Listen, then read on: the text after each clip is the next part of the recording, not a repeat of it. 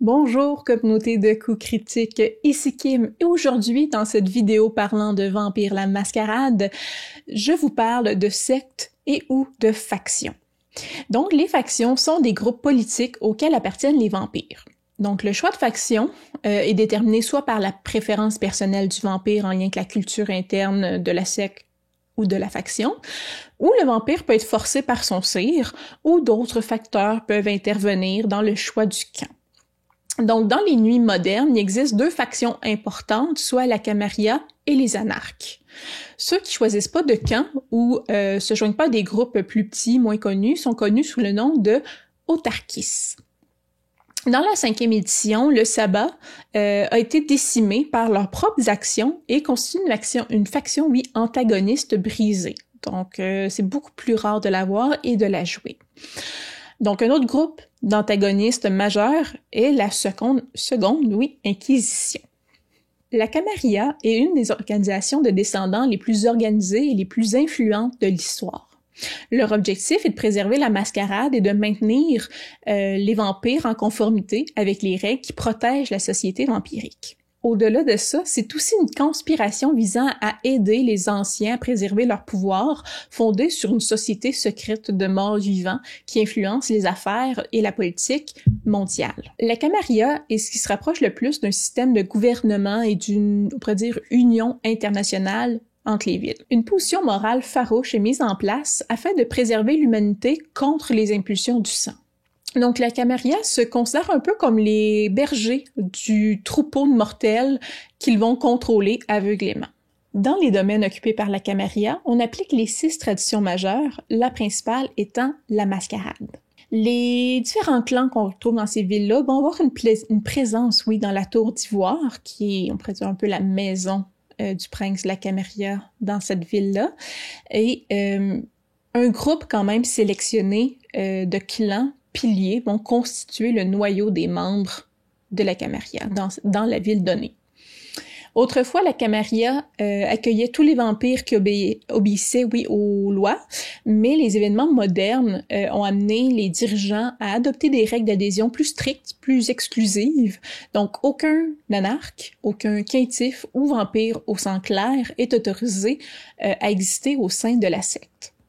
Initialement appelée la révolte anarque, les anarques sont aussi anciens que la révolution contre la Camarilla existe. Donc, au cours des dernières décennies, le phénomène a connu quand même une croissance considérable car les jeunes vampires ont de plus en plus de mal à comprendre pourquoi ils doivent suivre les lois des aînés qui ne se soucient que très peu d'eux et les mettent souvent en danger lorsque c'est nécessaire, donc pour aller en guerre. Tous les vampires qui échappent au contrôle de la tour sont considérés comme non liés et le mouvement anarque est une sous-section, petite mais visible, de ces vampires-là qui, plutôt se cacher, ont décidé de riposter. Donc, les anarques se battent pour revendiquer des territoires à ceux qui les oppriment, donc auprès de la Camarilla. La plupart des anarques aussi respectent et soutiennent la mascarade, certaines autres traditions parfois aussi, même s'ils respectent pas les vampires qui les font respecter ou le système qui en profite. Le sabbat, qui a déjà été une secte très importante dans Vampire la Mascarade, est maintenant considéré comme des antagonistes dans le jeu de Vampire la Mascarade plutôt qu'une faction en soi. Et ce sont donc des créatures monstrueuses, des suprémacistes vampires qui se voient au-dessus des mortels et qui ne se soucient aucunement d'eux. C'est une secte qui suscite la peur dès qu'elle est mentionnée, leur idéologie étant accueillie avec beaucoup de haine. L'épée de Caïn, autre nom qu'on donne au sabbat, mène une guerre contre les antédiluviens, donc les vampires de 3e génération, guerre qu'on nomme la guerre de la Guienne, et ils cherchent plutôt à venger Caïn de l'ancienne trahison que lui ont infligée les vampires de la 3e génération. Leur objectif est de détruire les antédiluviens et de soumettre le monde des mortels à un monde avec des vampires au sommet. Dans leurs efforts pour devenir les prédateurs ultimes, ils sont ironiquement enchaînés à la bête, donc ils perdent de leur humanité et perdent donc de leur volonté propre. La secte a désindividualisé, endoctriné et collectivement lié par le sang chaque vampires dans le but de faire de son organisation des membres fanatiques. Donc, pour l'histoire, savoir comment les sectes ont été établies et comment les jeux de pouvoir se sont faits entre les différentes factions, on remonte à la première Inquisition. La première Inquisition a débuté lorsque les humains ont découvert la présence et l'existence des vampires. Donc, avec un peu d'organisation et la foi qui était très forte, les humains étaient aptes et adeptes à la chasse aux vampires. L'apparition du mouvement anarque, selon plusieurs, est due à cette époque aux aînés, aux vieux vampires qui utilisaient les jeunes vampires, leurs descendants, comme chair à canon, qui les envoyaient se battre contre les armées mortelles et les laissaient mourir sans aide et sans aucun remords. Donc, les nouveaux-nés, les nouveaux vampires périssaient à un rythme alarmant au cours de cette période-là, et donc les rebelles, les vampires se sont élevés contre ce rapport-là de pouvoir entre les plus vieux vampires et les plus jeunes, se sont appelés anarques en guise de déclaration de leur rébellion contre les lois prétendument laissées de Caïn. Donc, la première révolte anarque vient vraiment de là. Donc, durant l'Inquisition, où les plus vieux vampires abusaient des plus jeunes, les plus jeunes se sont rebellés et ça a créé le mouvement anarque. Cette guerre intrinsèque-là au sein des vampires, en même temps que l'Inquisition, a vraiment affaibli beaucoup de familles et de domaines vampiriques. Donc, en 1493, a lieu la Convention de Thorn, qui a vraiment marqué la fin de la première révolte anarque. Donc, c'est aussi là qu'est apparu, qui est née la Camarilla. Les clans se sont regroupés entre eux pour pouvoir parler et essayer de créer une alliance pour arrêter de s'entre-déchirer. Et les 6 traditions ont été acceptées comme loi à ce moment-là. Des représentants des clans Brujah, Gangrel, Malkavian, Nosferatu, Toreador, Tremere et Ventru ont officiellement rejoint la Camarilla, alors que ceux qui parlaient au nom des La Sombra et des Tsimiche étaient majoritairement des anarques, se sont rebellés contre la création de la Camarilla et ont vu ça plutôt comme une attaque contre eux. Et ont formé le Sabbat en réaction, dans le fond, ou en opposition à ce que les fondateurs de la Camarilla voulaient. Donc, bien que la Convention de Thorn ait été une victoire significative pour la Camarilla, ça a ouvert la voie à pratiquement 5 siècles suivants de conflits entre les deux sectes, la Camarilla et le Sabbat. Donc, la Camarilla, pendant longtemps, a consolidé son emprise sur les principales villes européennes. Le Sabbat a été poussé sur la défensive et la plupart des meutes, dans le fond, ont traversé la mer pour rejoindre le Nouveau Monde. Donc, pendant un certain temps, le Sabbat a prospéré dans les colonies en pleine évolution, alors que dans le vieux continent, on retrouvait davantage la Camarilla. Donc, l'importance relative du sabbat dans les Amériques s'est quand même heurtée à une certaine opposition, parce qu'il y a des vampires de la Camarilla, donc qui étaient privés de leurs droits, là, des jeunes vampires qui ne pouvaient pas avoir de terrain à cause des plus vieux vampires, qui ont voyagé, qui ont traversé les océans dans l'espoir de se forger un héritage, avoir un terrain, des possessions, comme les princes européens. Dans les nuits modernes, donc les anarques, qui avaient été mis à l'écart de la société des vampires, se sont rassemblés sous la bannière du mouvement anarque. Donc, le mouvement s'est organisé et a réalisé son plus grand coup, on pourrait dire, contre la tyrannie des anciens et la Camarilla et le Sabbat lors de la seconde révolte anarque. Donc, durant cette révolution-là, les anarques ont libéré Los Angeles en 1944. En un an, ils ont établi ce qu'on appelle un État libre anarque dans le sud et le centre de la Californie. Donc, ils ont renversé les princes des villes libérées, ils ont établi à la place des barons anarques sur presque tout le territoire californien. Donc, les États libres de la Californie, on pourrait dire, des États libres anarques, ne sont pas en paix perpétuelle, on s'entend, là, il y a des guerres, il y a encore la Camarilla qui tente de reprendre le contrôle des territoires, mais même si les anarques ont eu beaucoup de pertes importantes depuis le début du siècle, le mouvement anarque a vu sa pertinence remonter en flèche au cours des dernières années, principalement, je vous dirais, à cause de la Seconde Inquisition et à cause que le sabbat, dans le fond, a presque quitté la totalité de ses domaines pour partir en guerre ou pour partir à la guerre de la Guienne. Au début du 21e siècle, les agences de renseignement américaines ont réussi à accéder au SHREKnet, qui est le réseau Internet vampirique qui avait été mis en place par les Nosferatu pour la Camarilla. Et les agences de renseignement américains ont acquis une connaissance directe de l'existence des vampires et leur place, on pourrait dire, aux quatre coins du monde. Donc, ces agences-là ont partagé leurs connaissances avec d'autres agences de renseignement à travers le monde. Des services secrets ont contacté le Vatican. Donc, le dernier a quand même une expérience de lutte contre les morts vivants à travers l'histoire. Et on a vu apparaître ce qu'on a maintenant, la seconde Inquisition, la deuxième Inquisition. Donc, la seconde Inquisition, c'est pas une entité unique, c'est un événement. Ce que les descendants entendent par seconde Inquisition, c'est la conspiration multinationale secrète qui recoupe plusieurs services de renseignement puis d'autres groupes, dont le Vatican, qui va traquer activement les morts vivants. Donc, c'est vraiment une union de services avec des chasseurs de sorcières, chasseurs de vampires, donc vraiment les descendants de la première Inquisition qui ont commencé à chasser systématiquement les vampires partout dans le monde. Depuis la découverte du SHREKnet, l'existence des vampires est connue par ces cellules-là, qui gardent quand même l'existence des vampires secrètes pour ne pas affoler les masses de population mortelles. Les vampires se font chasser et cherchent à rester le plus possible dans l'ombre, n'utilisent presque plus d'outils technologiques pour cette raison-là. Donc, la puissance unie des forces a vraiment submergé les morts-vivants, les vampires, des domaines affaiblis par la disparition des anciens qui ont été appelés par le beaconing. Donc, des domaines entiers sont tombés. Plusieurs dizaines de chefs de domaine sont morts suite aux incursions de la Seconde Inquisition aussi. Les anarques accusent la Camarilla, dans le fond, d'avoir causé la Seconde Inquisition.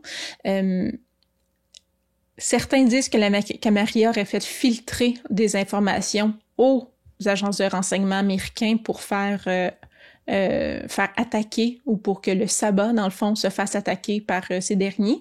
Ça servirait contre eux parce que la Seconde Inquisition ne fait pas qu'attaquer le sabbat, ils attaquent tous les vampires. Donc, les anarques les accusent d'avoir causé cette Seconde Inquisition-là, ce qui a affaibli encore plus la Camarilla aux yeux des plus jeunes vampires. Donc, la communication entre les domaines est devenue une affaire dangereuse.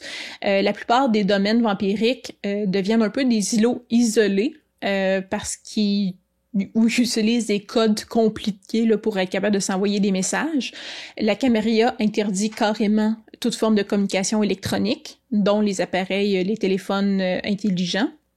Les anarques, eux, bafouent un peu plus ces règles-là, frôlant parfois dangereusement la violation de la mascarade et attirant, dans le fond, la seconde Inquisition vers eux, mais sont mieux connectés les uns aux autres. Donc, si vous jouez une partie de vampire, soyez alerte. Si vous utilisez un téléphone, si vous écrivez des courriels à quelqu'un, qu'est-ce que vous écrivez? Car il y a toujours quelqu'un qui vous observe quelque part, et si vous révélez votre identité vampirique, probablement que vous allez mourir bientôt.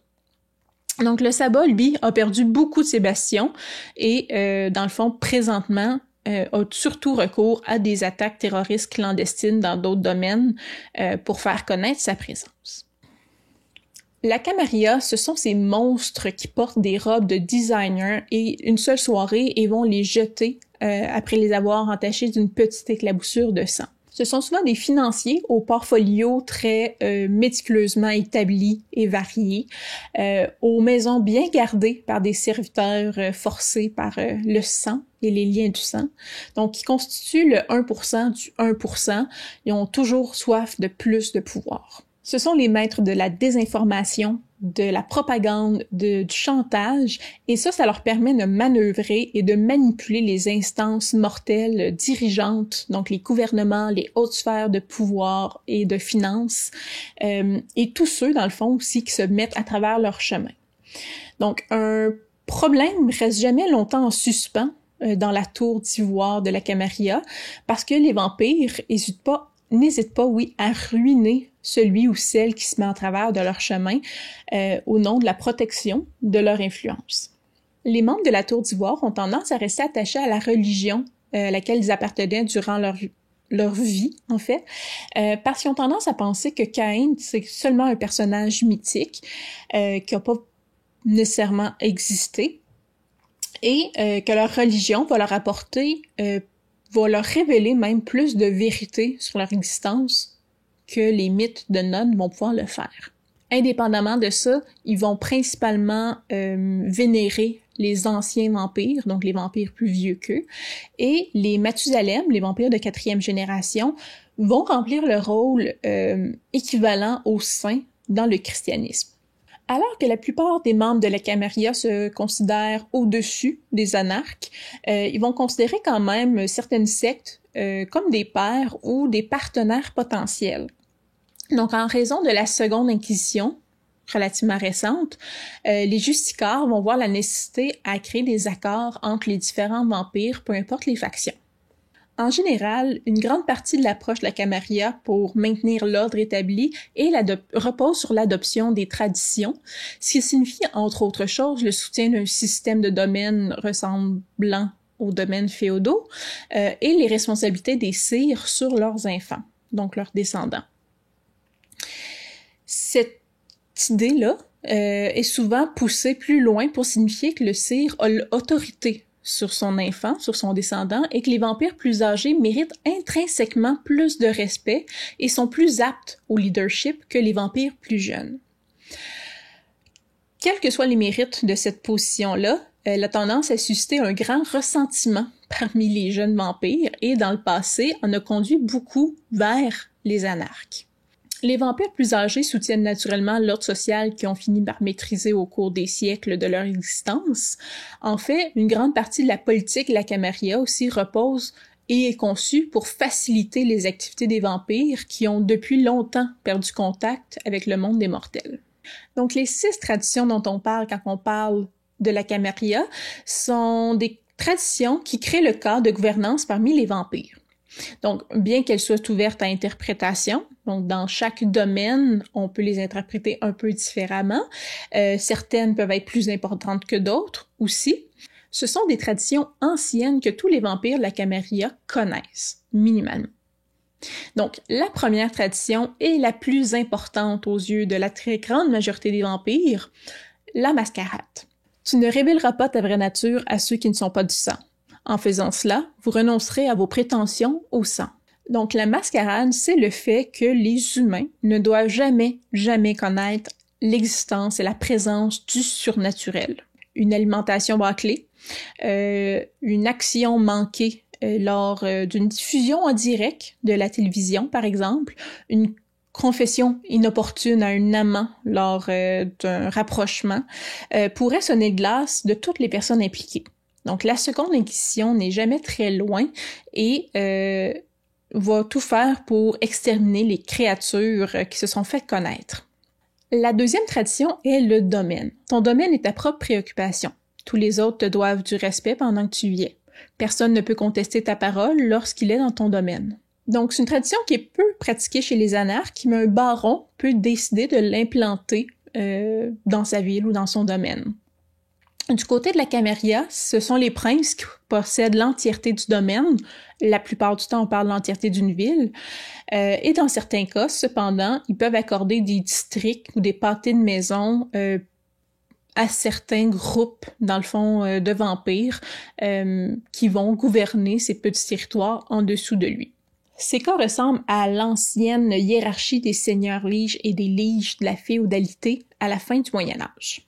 La troisième tradition est la descendance. Donc, tu n'engendras un autre qu'avec la permission de ton aîné. Si tu en crées un autre sans la permission de ton aîné, toi et ta progéniture seront tués. Pour la Camarilla, à chaque fois qu'un vampire désire en engendrer un autre, donc en embrasser un autre, il doit d'abord demander la permission au prince. La surpopulation constitue un risque pour la mascarade et des cadavres supplémentaires peuvent rapidement devenir une menace sérieuse pour l'ordre établi. La quatrième tradition est la comptabilité. Donc, ceux que tu crées sont ta responsabilité. Jusqu'à ce que ta progéniture soit libérée, tu leur commanderas en toutes choses. Leurs crimes sont les tiens. Les enfants capricieux, donc les nouveaux vampires capricieux, sont souvent punis parce que sinon, les sires, les personnes qui les ont engendrés, vont être tuées pour les actes de leurs descendants. La 5e tradition, c'est l'hospitalité. Donc, honorer le domaine de chacun. Quand tu arriveras dans une ville étrangère, tu te présenteras à celui qui y règne. Sans la parole d'acceptation, tu n'es rien. Garder un œil sur ce qui se trouve dans une ville, dans le fond, est devenu extrêmement difficile à l'ère moderne avec les réfugiés, les citoyens du monde qui se promènent et voyagent partout. Donc, tandis que certains princes tentent d'ériger des murs autour de leur domaine, ou d'autres tentent de contrôler les frontières par des moyens politiques, d'autres princes carrément ont juste renoncé à faire respecter cette tradition-là. Finalement, la 6e tradition est la destruction. Donc, il t'est interdit de détruire un autre de ton espèce, le droit de destruction n'appartient qu'à ton aîné. Seul l'aîné d'entre vous appellera la chasse du sang. Une chasse du sang, c'est un appel aux armes qui permet à d'autres vampires de chasser un autre membre de la communauté et de le tuer sans pitié. Donc, cet événement appelle même les Saint-Clairs, les anarches, les autarkistes à s'impliquer dans la fête du meurtre. Tout est permis pendant cette période-là, y compris la diablerie, qui est de boire l'entièreté du sang d'un vampire. Et elle ne peut être appelée que par l'aîné, qui est souvent le prince du domaine. Pour en terminer avec la culture de la Camarilla, la position de la Camarilla à l'égard des mortels est simplement pragmatique. Donc, au Moyen Âge, l'Inquisition et les autres forces mortelles étaient responsables de la destruction, d'innombrables vampires. Maintenant que la population mortelle se compte en milliards et non pas juste en millions, et qu'elle a créé des armes hyper puissantes, plus fortes que les plus grandes disciplines des vampires, dans le fond, l'humanité pourrait facilement détruire la majeure partie de la société vampirique si leur existence était mise à jour, était révélée. Donc la Camarilla, veille à ce que les populations mortelles ne soient pas indûment blessées par les activités vampiriques afin de protéger la mascarade, pas par bonne volonté envers l'humanité, mais vraiment pour leur propre protection. Donc, néanmoins, les vampires sont encouragés à se fondre le mieux possible parmi les mortels, à conserver une certaine courtoisie avec les humains et le sang-froid qui vient avec le fait de conserver leurs caractéristiques humaines. Donc, de ne pas sombrer dans les désirs de la bête. Tout comme les domaines de la Camarilla, chaque domaine anarque est différent. Donc, les valeurs anarchiques varient d'un domaine à l'autre, avec un seul trait unificateur, on pourrait dire, la rébellion contre la Tour d'Ivoire. Donc, la plupart des vampires, la Camarilla, influencent l'humanité du fond des ombres, la manipulent de l'extérieur. De nombreux anarques, eux, vont s'intégrer à la vie des mortels à un degré beaucoup plus large. Donc, certains vont conserver des emplois, certains vont garder les liens avec des personnes mortelles, des personnes vivantes. Cette apparence les rend à la fois plus sûrs d'eux, mais aussi beaucoup plus vulnérables. Donc, leur lien avec les mortels laisse place à des erreurs. Il y a peut-être plus de bris de mascarade qui peuvent arriver, mais ils sont également des membres de la société des mortels plutôt que des reclus dans un manoir qui sont plus ou moins au fait de ce qui arrive. Donc, il y a des jeux politiques parmi les anarques aussi, mais ils sont beaucoup moins présents et beaucoup moins au cœur de l'organisation que ça peut être le cas dans la Camarilla. Les anarques visent d'abord et avant tout la liberté, une meilleure égalité entre les anciens et les jeunes vampires, ou du moins un rapport de pouvoir qui est pas coulé dans le béton et inaccessible pour les jeunes vampires. Donc rapidement, contrairement aux vampires de la Camarilla et ou les anarques, le sabbat adhère à ce qu'on appelle les voies de l'illumination. Pour le vampire, l'humanité ou son humanité est considérée comme un fardeau et il cherche à s'en débarrasser le plus rapidement possible, de se débarrasser donc de sa sensibilité mortelle pour les chemins qui lui permettent de devenir un prédateur suprême. Donc cette transformation est primordiale avant tout pour les membres du sabbat. Leur lignée, leur clan, leur antédiluvien, pour eux, ça signifie rien. Leur but premier, c'est de construire un monde de nuit éternelle. Désormais, le sabbat est tellement divisé à travers les différents conflits à travers le monde qui sont vraiment décentralisés. Donc, quand il y a le temps de résoudre des problèmes, les vampires du sabbat résoudent les problèmes comme le ferait un vrai vampire. Donc, on utilise des disciplines sans pitié pour faire taire les victimes, pour traquer les témoins. Donc, on s'entend, c'est des pouvoirs surnaturels utilisés de manière aussi flagrante attire les chasseurs de vampires de la Seconde Inquisition, ce qui est une cause de la très grande diminution, on pourrait dire, du nombre de membres du sabbat. Donc, la secte du sabbat considère le père ténébreux, Caïn, comme l'ancêtre et l'idole de tous les vampires. Donc, c'est vraiment de là aussi que proviennent leur haine et leur guerre perpétuelle contre les antédiluviens. Ils considèrent que ces derniers ont trahi Caïn quand ils ont tué les vampires de la deuxième génération. Et donc, à leur tour, le sabbat veut tuer les antédiluviens qui manipulent la Camarilla, d'ailleurs, encore dans l'ombre. Maintenant, de nombreux domaines du sabbat ont été vidés, soit par la Seconde Inquisition ou brûlés par le sabbat lui-même par imprudence, soit par l'abandon aussi carrément de domaines. Ceux qui en détiennent encore sont soit des domaines stratégiques ou des domaines qui sont carrément sur le front de la guerre. Donc la secte mène la guerre de la Géhenne en suivant volontairement le Beckoning, qui est l'appel des vampires des 9e génération et moins, on pourrait dire, donc de plus en plus proche du vampire d'origine, un appel qui les amène à travers le monde à se battre, donc, dans cette guerre-là de la Géhenne. Au niveau de la structure, donc la Camarilla, c'est une organisation qui est très hiérarchique. Donc, en haut de la pyramide, on retrouve le cercle intérieur.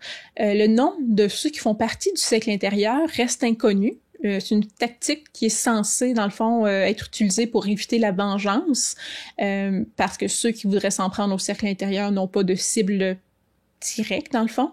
Et comme ça, les anarques ne peuvent pas prospérer, ne peuvent pas tuer les hauts dirigeants de la Camarilla.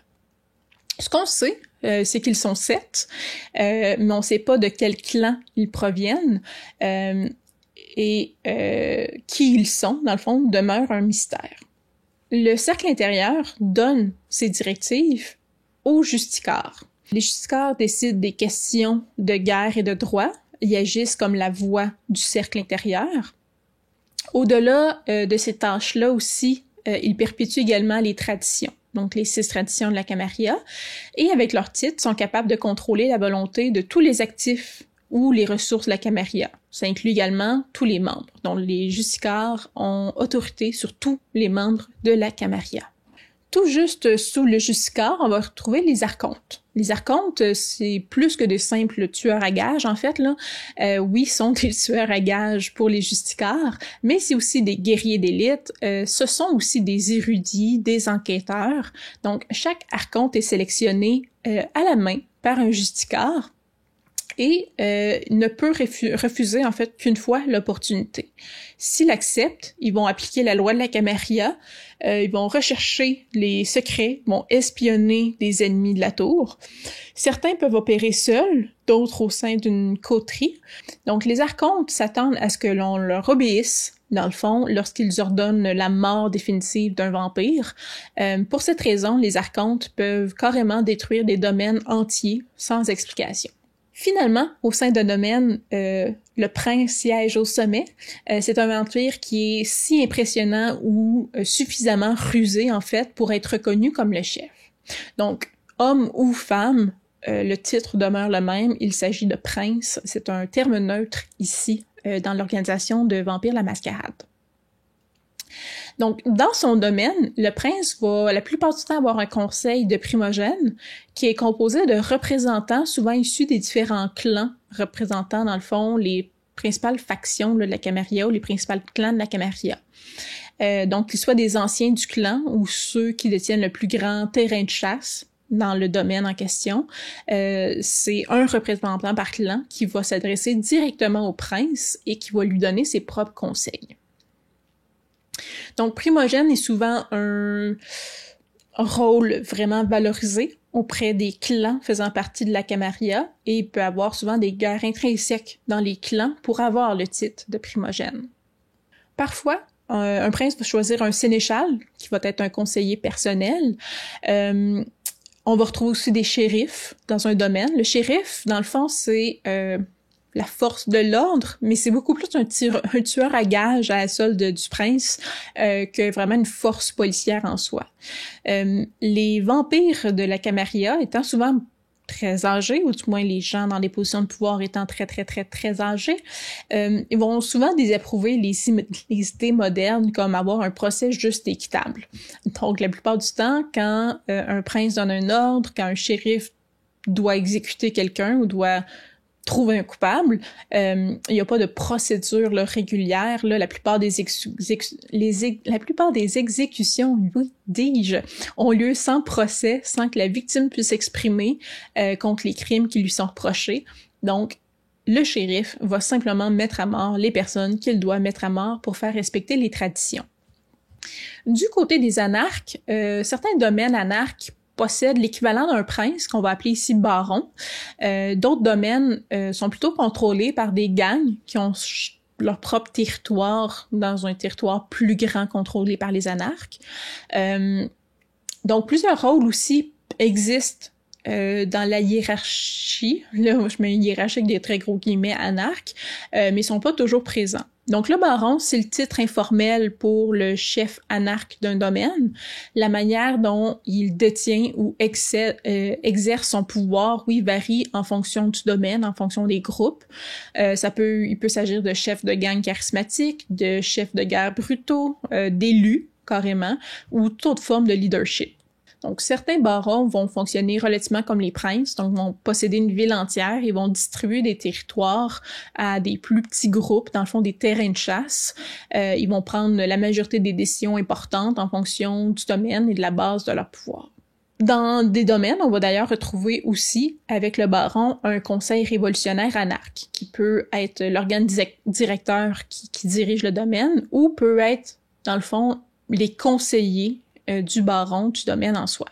Les émissaires chez les anarques sont des diplomates. Donc, ils travaillent entre les différents gangs, entre les différentes cellules, les différents conseils, les différents barons, les différents domaines, et ils vont parfois même faire des liens avec la Camarilla. Donc, comme un domaine peut avoir un certain nombre de factions à l'intérieur de ce dernier et même à l'extérieur, là, certains domaines nécessitent un grand nombre d'émissaires pour faire avancer l'agenda d'un groupe et transmettre les messages. À défaut de meilleure traduction, parce que balayeur, ça sonne un peu étrange, donc le sweeper, c'est un rôle controversé dans des domaines anarques. Ça se peut que ce soit même pas un rôle officiel dans certains domaines, mais c'est un rôle donc qui est réservé à des anarques hyper puissants qui ont le pouvoir ou le courage de supprimer d'autres vampires qui causent des problèmes dans le domaine. Donc, des gangs traîtres, des vampires qui créent des bris de mascarade à répétition, des espions de la Camarilla, par exemple, peuvent être des gens qui seront exécutés par un sweeper. Autant le baron que d'autres descendants anarques, d'autres vampires anarques du domaine peuvent faire appel au sweeper pour régler les problèmes. Ceux qui assument ce rôle-là, souvent, vont trouver ça socialement isolant parce que ce n'est pas nécessairement hyper valorisé non plus dans les domaines anarques, ce rôle-là. Ça fait le grand tour d'horizon des différentes factions et sectes de vampires la mascarade. Dans les prochaines vidéos, on va parler des clans, des différents clans vampiriques, et à travers les clans, on va voir donc leurs particularités, quel type d'individus ils intéressent, ils interpellent, et aussi les pouvoirs qui sont liés à ces clans-là. Donc, quel genre de disciplines vont être attachées à ces clans-là et comment ils ont tendance à les utiliser. Alors voilà, comme toujours, je vous invite à suivre la chaîne si c'est pas déjà fait, à venir nous voir sur Patreon si vous voulez voir d'autres vidéos en avance. Et sinon, je vous dis à la prochaine fois et jouez, ayez du plaisir d'ici là. Bye!